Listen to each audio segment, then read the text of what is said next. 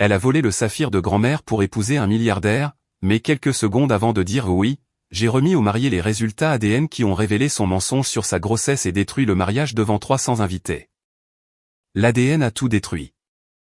Le saphir accrochait les lumières de la coiffeuse comme un œil au beurre noir. Elle était lourde, cette bague.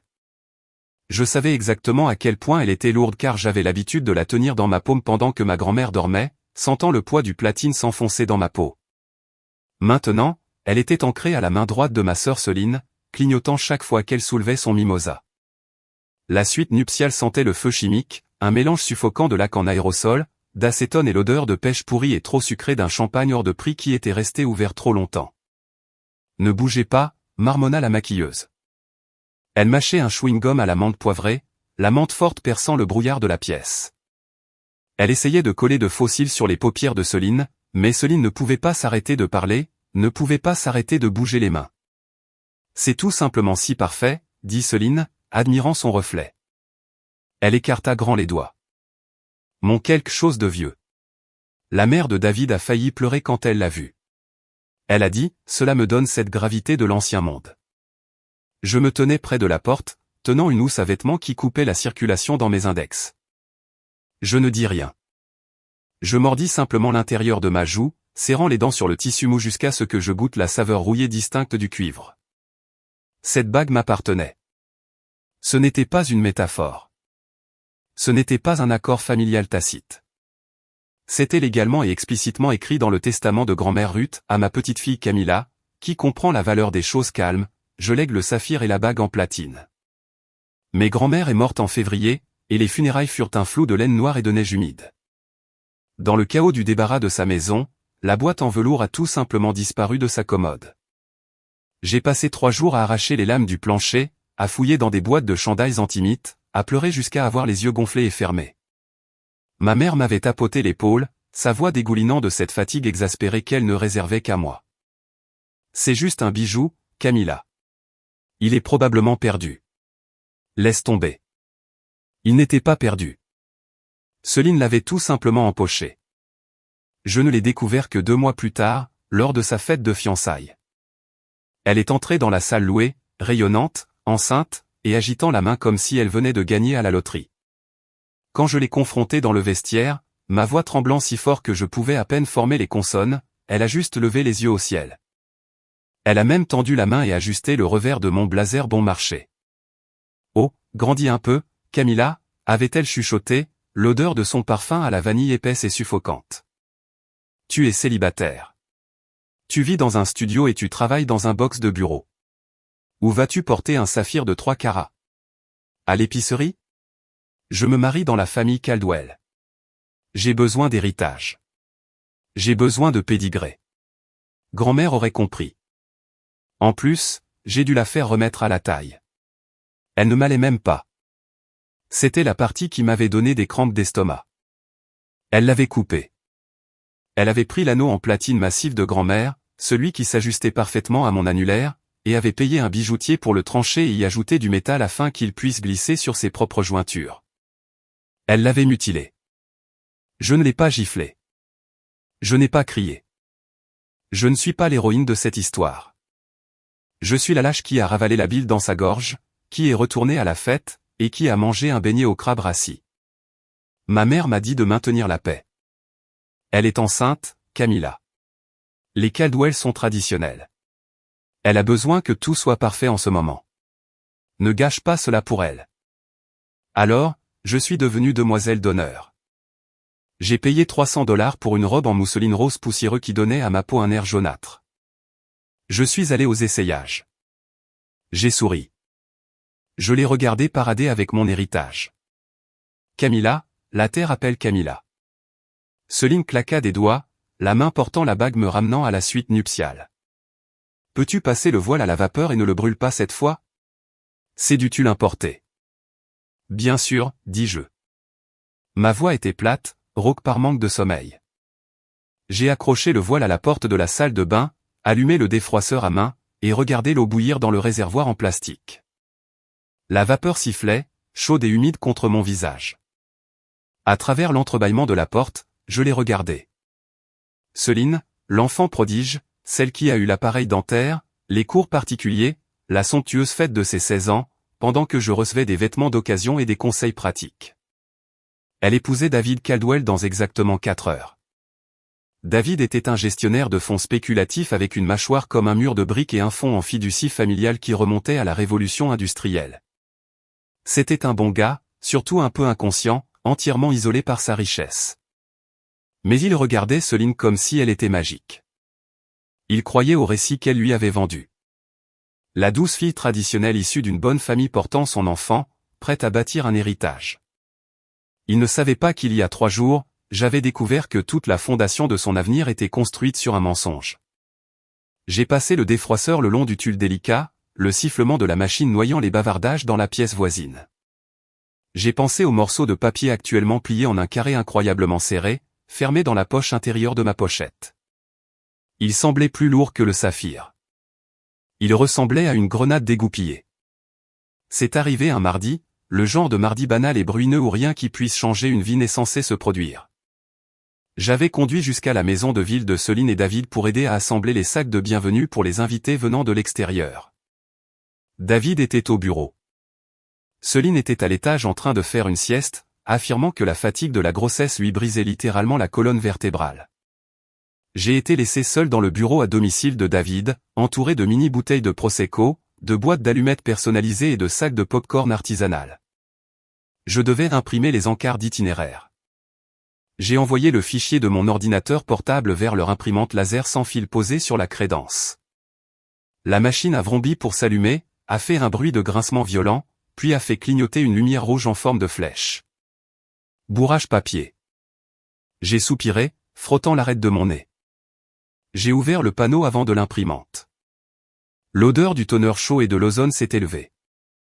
J'ai tendu la main, palpant autour des rouleaux en plastique pour trouver la feuille coincée, mes doigts ont frôlé du papier froissé. Je l'ai saisi et tiré doucement, essayant de ne pas le déchirer. Il a glissé vers l'extérieur. Ce n'était pas mon itinéraire. C'était un document qui s'était coincé à mi-chemin lors d'une impression plus tôt dans la journée. Je l'ai lissé sur le bureau en verre pour voir si l'imprimante était dégagée. Mes yeux ont accroché le logo noir en gras en haut. Un laboratoire médical. Je n'avais pas l'intention de le lire, mais le mot paternité était imprimé en police Arial de 14 points. Le papier était chaud à cause de la machine. Le toner était légèrement bavé dans le coin inférieur gauche à l'endroit où je l'avais attrapé, laissant une légère tache noire sur mon pouce. Je me tenais dans le silence de mort de la maison de ville. Le seul son était la pluie frappant contre les fenêtres du sol au plafond et le bourdonnement du réfrigérateur dans la cuisine. J'ai lu les lignes. Type de test, test de paternité prénatale non invasif. Père présumé, David Caldwell. Probabilité de paternité, 0%. Interprétation, le père présumé est exclu en tant que père biologique du fœtus. Une sueur froide s'est répandue sur ma nuque. Les poils de mes bras se sont dressés, picotant contre les manches de mon pull. Je l'ai relu, puis une 3e fois. 0%. Exclu. Céline ne portait pas seulement ma bague. Elle portait une vie complètement fabriquée. Mon esprit a fait marche arrière, effectuant les calculs frénétiques d'une femme bafouée. Céline et David avaient eu une brève rupture de 2 semaines il y a environ 4 mois. David avait voulu retarder leur emménagement ensemble. Céline avait piqué une crise et s'était installée dans un hôtel. Pendant ces 2 semaines, elle avait été vue dans un bar miteux du centre-ville avec son ancien petit ami, un type nommé Liam, qui vendait des motomarines et vivait dans un appartement en sous-sol qui sentait constamment la moquette humide. Puis, soudainement, Céline et David se sont réconciliés. 3 semaines plus tard, une annonce de grossesse larmoyante et joyeuse, une date de mariage précipitée. Les pièces se sont emboîtées si bruyamment dans ma tête que j'ai été surprise que le bruit ne la réveille pas à l'étage. Elle savait.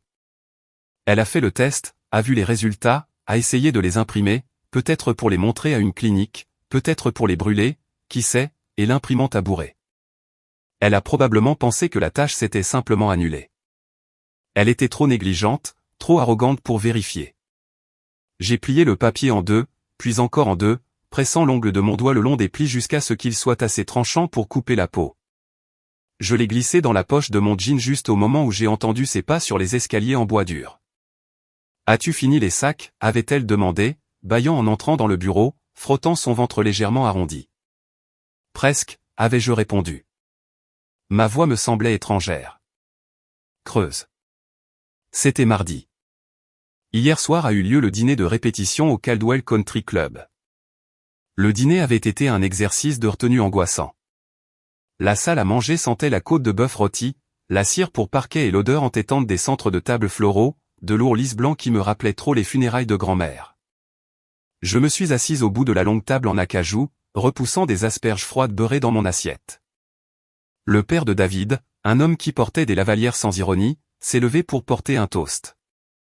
Il a levé son gobelet en cristal, les glaçons tintant brusquement contre le verre. À David et Céline, a-t-il tonné, sa voix résonnant sur les murs lambrissés. Dans cette famille, nous valorisons l'héritage. Nous valorisons la ligne ininterrompue de la tradition. Regardez Céline ce soir, portant l'héritage de sa grand-mère, portant la prochaine génération de Caldwell, est un magnifique témoignage des lignées qui bâtissent les grandes familles. J'ai bu une gorgée lente de mon eau. J'ai regardé Céline sourire, une inclinaison modeste et pratiquée de son menton. Elle a tendu le bras à travers la table et a placé sa main sur celle de David. Le saphir a accroché la lumière du lustre. J'ai senti le papier dans ma pochette, reposant sur mes genoux. Mon pouce a tracé le bordure et plié à travers le tissu de satin. Tout ce que j'avais à faire, c'était de me lever. Tout ce que j'avais à faire, c'était de le sortir, de le faire glisser sur la table, et de regarder l'héritage Caldwell réduire en cendres. Mais j'ai hésité, car malgré tout, elle était ma sœur. Parce que les retombées détruiraient ma mère, parce que faire un scandale dans une pièce pleine d'élites de country club me serrait la poitrine d'anxiété. Je ne suis pas une personne conflictuelle. Je laisse les gens prendre mon héritage. Je passe des voiles à la vapeur. Je m'assois au bout de la table. Après les discours, je me suis retiré dans les toilettes pour femmes. Je me suis tenu devant le lavabo en marbre, faisant couler de l'eau froide sur mes poignets, fixant les cernes sous mes yeux dans le miroir à la feuille d'or. La porte s'ouvrit brusquement. Céline est entrée, tenant un verre de vin. Elle n'aurait pas dû boire, mais elle affirmait qu'un demi-verre de pinot noir était bon pour la circulation du bébé. Elle s'est appuyée contre le comptoir à côté de moi, soupirant. Mon Dieu, ses parents sont épuisants. Lignée, héritage. C'est comme se marier dans une secte. Ils t'aiment simplement, ai-je dit doucement, en fermant le robinet. Céline m'a regardé dans le miroir, ses yeux sont descendus sur mes mains simples et sans ornement, puis sur ma robe de prêt-à-porter. Un sourire en coin familier et compatissant a touché le coin de sa bouche. Tu es si silencieuse ce soir, Chloé. Encore plus que d'habitude. Elle a pris une gorgée de son vin. Tu boudes toujours à propos de la bague. Je me suis figé. J'ai lentement tourné la tête pour la regarder. Je ne boude pas. C'est toi. Tu as fusillé ma main du regard toute la soirée. Elle a levé la main, admirant la pierre. Écoute, je sais qu'elle était dans le testament, mais tu dois être réaliste. Cette bague a sa place dans ce monde. Elle a fait un geste vague vers la salle de bain opulente. Elle a sa place dans les dîners de country club et les galas de charité. Pas là où tu vas le week-end. Tu l'aurais simplement gardée dans un tiroir. Je lui ai donné une vie. Tu l'as coupée, ai-je chuchoté, la colère montant soudainement, épaisse et chaude dans ma gorge. Tu as détruit l'anneau pour qu'il taille. Céline a levé les yeux au ciel. Oh, arrête d'être si dramatique. C'est du métal. Cela peut être fondu et modifié. Tout comme les gens, Camilla, tu t'adaptes ou tu es laissé pour compte. Je me suis adapté. J'ai assuré mon avenir. Tu devrais essayer un jour au lieu de simplement attendre que les choses te tombent toutes cuites dans la bouche. Elle a posé son verre de vin, m'a tapoté la joue avec condescendance et est sortie de la salle de bain. La lourde porte en chêne a cliqué en se fermant derrière elle. Je suis resté là pendant un long moment. L'odeur de son parfum à la vanille s'attardait dans l'air, d'une douceur écœurante, se mélangeant à l'odeur du savon pour les mains coûteux à la lavande. Je me suis adapté. J'ai assuré mon avenir. Ma main est allée vers ma pochette. Je l'ai dézippée et j'ai touché le papier plié, la tache de toner, le 0%. Je n'allais pas le faire au dîner de répétition.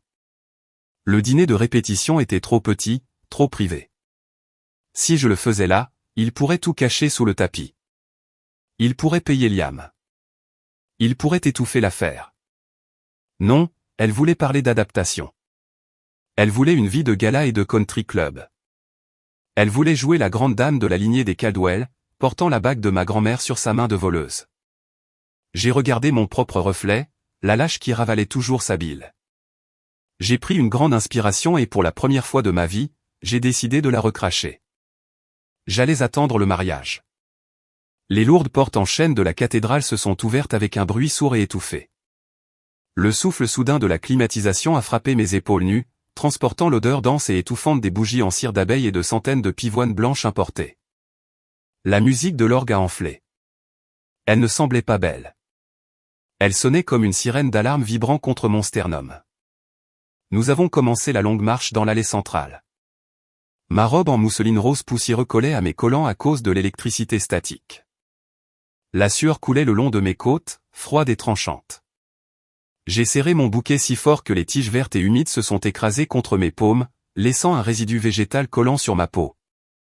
Chaque banc était plein à craquer, 300 visages se sont tournés vers nous, une mer de bibis en soie, de costumes sur mesure bleu marine et de sourires pleins d'espoir. À ma gauche, ma mère était assise au premier rang, s'épongeant les yeux avec un mouchoir en dentelle. Elle avait l'air épuisée, mais elle souriait. Le sourire triomphant d'une mère qui avait réussi à marier sa fille difficile dans une dynastie. J'ai regardé droit devant moi vers David. Il se tenait à l'autel dans un smoking noir sur mesure, les mains jointes devant lui. Il avait l'air incroyablement jeune, malgré les cheveux grisonnants sur ses tempes. Il ressemblait à un homme se tenant sur la ligne d'arrivée d'un marathon, totalement inconscient que la piste était truquée. Et puis Céline est arrivée. L'inspiration collective de la congrégation fut audible. Elle a descendu l'allée au bras de notre père, enveloppée dans des milliers de dollars de dentelle italienne. Elle avait l'air radieuse, ce genre de rayonnement agressif et aveuglant qui exige l'adoration. Sa main reposait doucement sur la manche de notre père. Le saphir de ma grand-mère, massif et d'un bleu contusionné, a accroché la lumière affluant à travers les vitraux. Mon estomac s'est noué. J'ai ressenti une soudaine envie violente de vomir. J'ai goûté le café rassis que j'avais avalé de force ce matin la remonter au fond de ma gorge. J'ai dégluti difficilement, les muscles de mon cou claquant. Je ne peux pas faire cela, ai-je pensé, la voix interne frénétique, aiguë. Je vais ruiner la vie de ma mère. Je vais détruire cette famille. Je ne suis qu'une sœur mesquine et jalouse dans une robe laide. Céline a atteint l'autel. Mon père a embrassé sa joue et a reculé. David a pris ses mains. Il l'a regardé de haut avec une révérence qui m'a fait mal à la poitrine. Ce n'était pas juste. Ce n'était pas juste qu'un mensonge puisse paraître si beau. J'ai pris ma place à côté de Céline en tant que demoiselle d'honneur. Le prêtre, un homme plus âgé avec une voix théâtrale retentissante, a commencé les remarques d'ouverture. L'acoustique du plafond voûté transformait ses mots en un rugissement sourd. Bien-aimé, Céline s'est tournée vers moi, m'offrant son lourd bouquet de pivoine. C'était le mouvement chorégraphié standard. J'étais censé prendre les fleurs, redresser sa traîne, et reculer pour qu'elle puisse faire face à son marié. J'ai pris le bouquet. Ma main gauche agrippait les fleurs. Ma main droite s'est déplacée vers la petite pochette en satin glissée sous mon bras. Nous sommes réunis ici aujourd'hui, a raisonné le prêtre, pour unir David et Céline dans les saints liens du mariage, un lien construit sur la vérité, sur la confiance, et sur une fondation inébranlable. La fermeture éclair de ma pochette s'est bloquée pendant une fraction de seconde, s'accrochant à un fil lâche. J'ai tiré d'un coup sec. Le léger bruit de déchirure a été masqué par le baryton du prêtre. J'ai glissé 2 doigts à l'intérieur et j'ai touché le bord plié et tranchant du papier d'imprimante. Céline m'a regardé par-dessus son épaule, les sourcils froncés, un petit pli d'impatience se formant entre ses sourcils parfaits. Recule, commandaient ses yeux. Tu gâches la photo. Je n'ai pas reculé. J'ai laissé tomber le bouquet de pivoine. Il a frappé le sol en marbre avec un claquement humide et lourd, éparpillant des pétales blancs sur le bout de mes talons beige. Le prêtre a fait une pause. David a cligné des yeux, surpris par le mouvement soudain. Un faible murmure a parcouru les premiers rangs. Camilla, a chuchoté Céline. Sa voix était aiguë, teintée d'agacement. Qu'est-ce que tu fais? Ramasse-les. Mes mains tremblaient si violemment que je pouvais à peine déplier le papier. Je l'ai ignoré. J'ai fait un pas devant ma sœur, réduisant la distance entre moi et le marié. David m'a regardé, son sourire poli et confus vacillant lorsqu'il a vu mon visage. David, ai-je dit. Ma voix n'était pas forte, mais dans le silence de mort de la cathédrale, elle portait. Elle sonnait fine, faible. J'ai tendu le papier. Je suis désolé, ai-je articulé avec difficulté, les mots s'accrochant au bord dentelé de mon adrénaline. Je suis tellement désolé. Il a regardé mon visage puis a baissé les yeux vers ma main tremblante. Il ne voulait pas le prendre. Je pouvais voir l'instinct dans sa posture, la légère inclinaison vers l'arrière pour s'éloigner du chaos que j'introduisais. Mais la curiosité humaine est une chose cruelle. Il a tendu la main et a pincé le coin de la page. J'ai lâché prise. Le silence dans l'église était absolu. C'était ce genre de calme lourd et suffocant qui suit un accident de voiture juste avant que les cris ne commencent. David a déplié le papier. Le crépitement staccato et dur de l'épais papier d'imprimante a été amplifié par le microphone cravate accroché à sa veste de smoking. Froissement, froissement, craquement. J'ai reculé, croisant les bras sur ma poitrine, enfonçant mes ongles dans mes propres côtes. J'ai regardé ses yeux.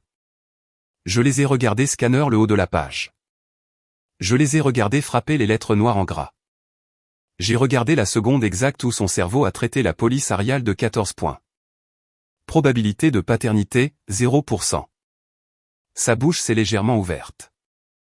La rougeur d'excitation sur ses joues s'est estompée en un instant, laissant sa peau d'un gris cireux et jaunâtre. Ses yeux sont retournés en haut de la page, la lisant à nouveau. Et puis une troisième fois, tout comme je l'avais fait dans son bureau à domicile.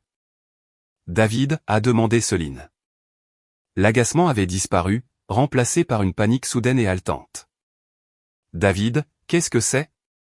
Qu'est-ce qu'elle t'a donné? Elle a tendu la main pour attraper le papier. David a tressailli. Il a littéralement retiré son bras d'un coup sec pour fuir son contact comme si elle était faite d'eau bouillante.